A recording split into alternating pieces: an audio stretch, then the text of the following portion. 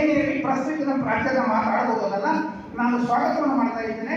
ಸ್ವಾಗತದೊಂದಿಗೆ ಪ್ರಪ್ರಥಮವಾಗಿ ಈ ಕಾರ್ಯಕ್ರಮ ನಡೆಯಲು ವರ್ಷದಿಂದ ನಾವು ಪ್ರತಿ ವರ್ಷ ನಡೆಯುವಾಗ ನಮ್ಮ ನಿರ್ದೇಶಕರಾದ ಶ್ರೀ MC ಕೊಳ್ಳಿ ಸರ್ ಅವರ ಮಾರ್ಗದರ್ಶನದ ಮೂಲಕ ನಾವು ಈ ಕಾರ್ಯಕ್ರಮವನ್ನು ಪ್ರಾಚಾರ್ಯರ ಅನುಮತಿ ಮೇರೆಗೆ ಸಂಘಟಿಸಿದ್ದೇವೆ. ನಮಗೆ ಸಹಯೋಗವನ್ನು ಕೊಟ್ಟವರು ಸತೀಶ್ ಕುಲಕರ್ಣಿ ಮತ್ತು KR ಮಠದವರು.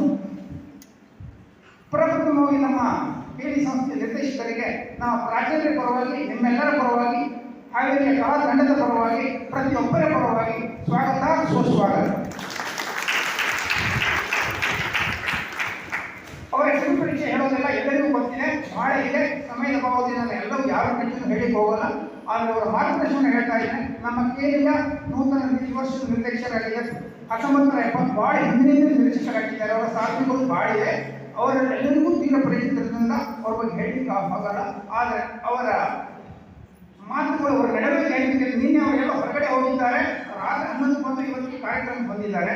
ಅದರಿಂದ ನಮಗೆ ಈ ಕಾರ್ಯಕ್ರಮಕ್ಕೆ ಅವರ ಬಂದಿರೋದು ಬಹಳ ಸಂತೋಷವಾಗಿದೆ. ಅವರ ವ್ಯಕ್ತಿತ್ವ ಪರಿಚಯವನ್ನು ನಾನು ಸಮಯದ ಅಭಾವದಿಂದ ಕಡಿಮೆ ಮಾಡ್ತಾ ಇದ್ದೇನೆ. ದಯವಿಟ್ಟು ಕ್ಷಮೆ ನಿಮ್ಮಲ್ಲಿ ಮತ್ತು ಸರಲ್ಲಿ. ಹಾಗೆ ಬಾಗಲಕೋಟೆ ಸರ್ ಅವರು ಸಹ ಅಷ್ಟೇ. ನಾವು ಅತ್ಯಂತ ಪ್ರೀತಿಯಿಂದ ಅವ್ರನ್ನ ಕರೆದಾಗ ಅವ್ರು ಇರಲಿಲ್ಲ, ಎಲ್ಲ ಬೆಳಗಾವಿಯಲ್ಲಿದ್ದರು. ಸರ್ ಕಾಲ್ ಮಾಡಿ ಕೇಳಿದೆ ಅಂತ ನಾನು ಅವರ ಪರಿಚಯ ಹೇಳಿ ಸ್ವಾಗತ, ಸುಸ್ವಾಗತ. ಪ್ರಾಚಾರ್ಯ ಪರವಾಗಿ, ನಿಮ್ಮೆಲ್ಲರ ಪರವಾಗಿ. ಲಿಂಗ ಹಿರಿಮೆಸರು ಹಾಗೆ ನನ್ನ ಆತ್ಮೀಯರು. ನಿಮ್ಗೆ ಅವರ ಜಾಣತನವನ್ನು ಹೇಳ್ಬೇಕಂದಿದ್ರೆ ಅವ್ರ ಪರಿಚಯ ಯಾರು ನಿರ್ದೇಶ ಇಲ್ಲ. ಅವ್ರು ಎಷ್ಟು ಜಾಣಿದ್ದಾರೆ. ಹಾವೇರಿ ಒಂದು ಕಲಾ ಕನ್ನಡವನ್ನು ಕಟ್ಟಿದ್ದಾರೆ. ಯಾಕೆ ಗೊತ್ತಾ? ಮಂಗಳೂರಿನವರು ಉತ್ತರ ಕನ್ನಡ ಎಲ್ಲ ಅಧ್ಯಕ್ಷರು ಅವರ ದುಡ್ಡಿಸ್ಕೊಂಡು ಬಂದು ಇಲ್ಲಿ ಕಟ್ಟಿದ್ದಾರೆ.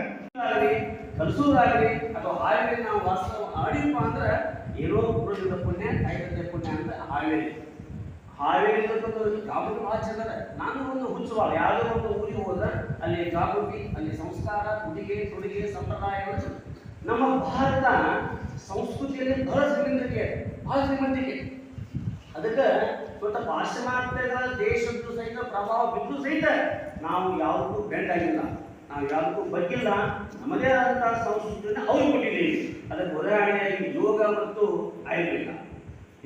ಇದು ಅವ್ರ ಮೆಸೇಜಲ್ಲಿ ಏನು ಒಂದು ಮಾತು, ನಿನ್ನೆ ಹೇಗಿತ್ತು, ಇವತ್ತು ಹೇಗಿದೆ, ನಾಳೆ ಏನಾಗಬೇಕು ಅನ್ನೋದನ್ನು ಕಲಾವಿದ ಚಿಂತಿಸಬೇಕು ಅಂತ. ಒಂದು ನಾಟಕಕ್ಕೆ ಬಂದಾಗ ನಿನ್ನೆ ಹೇಗಿತ್ತು ಸಿಗ್ತದೆ ನಮಗೆ, ಪೌರಾಣಿಕ, ಐತಿಹಾಸಿಕ ಎಲ್ಲ ಸಿಗ್ತದೆ.